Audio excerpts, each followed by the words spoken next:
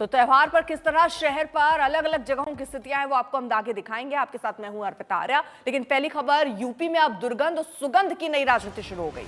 अखिलेश यादव ने गौशाला को दुर्गंध से जोड़ा, बीजेपी को नफरत की दुर्गंध बताया। अखिलेश ने कन्नौज में कहा, हम भाईचारे की सुगंध फैलाते हैं, इत्र पार्क बनाते हैं।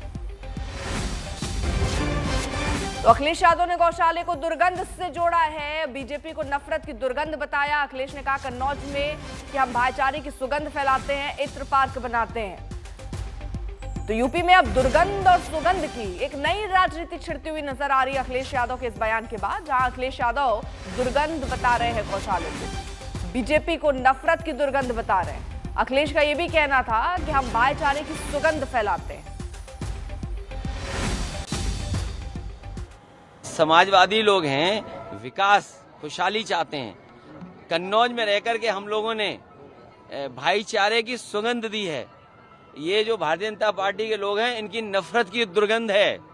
मैं तो कन्नौज के सुगंध वाले लोगों से कहूंगा, ये भारतीय जनता पार्टी की दुर्गंध को हटाएं। अभी तो थोड़ी हटाई है, अगली बार और हटा दो, जिससे कि कन्नौज का विकास रुका हुआ आगे बढ़ जाए।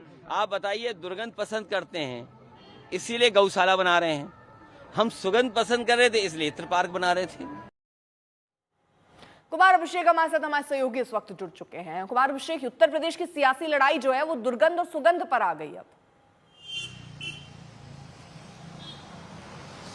बिल्कुल अर्पिता, अगर ये सियासत की दुर्गंध और सुगंध तक सीमित रहे तब तो बात समझ में आती है, लेकिन अखिलेश यादव ने इसमें गौशालाओं की दुर्गंध को जोड़ा है, जिसने बीजेपी को एक तरीके से बीजेपी जिस पर कि फ्यूरियस हुई पड़ी है।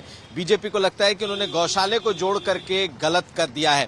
हालांकि आप देखें तो कन्नौज में इत्र पार्क अखिलेश यादव ने बनाया था और इत्र की नगरी उसको पहले से कहा जाता है, लेकिन जब वहां गए हैं, कल चूंकि उनका वो संसदीय क्षेत्र है, तो उन्होंने नफरत की दुर्गंध और सुगंध की चर्चा की अपने इत्र की। लेकिन जैसे ही उन्होंने गौशाले की बात कही है, तब से ये मामला सियासी होता दिख रहा है। मुझे लगता है कि बीजेपी इस मुद्दे पर अखिलेश यादव को घेरने वाली है, और चूंकि योगी आदित्यनाथ का ये ड्रीम प्रोजेक्ट है, जितने गौशाले हैं गौशालाएं हैं आप पूरे उत्तर प्रदेश में देखें तो उन्होंने आवारा गायों के लिए, मवेशियों के लिए गौशालाएं बनवाई हैं। तो अखिलेश यादव ने वहां हिंट किया है, वहां एक तरीके से हिट किया है, और मुझे लगता है कि ये आने वाले समय में ये एक नई सियासत शुरू होगी। कम से कम बयानबाजी का दौर तो बिल्कुल शुरू होगा कि किस तरीके से अखिलेश यादव गौशालाओं को टारगेट कर रहे हैं। अर्पिता, चलिए, बहुत बहुत शुक्रिया।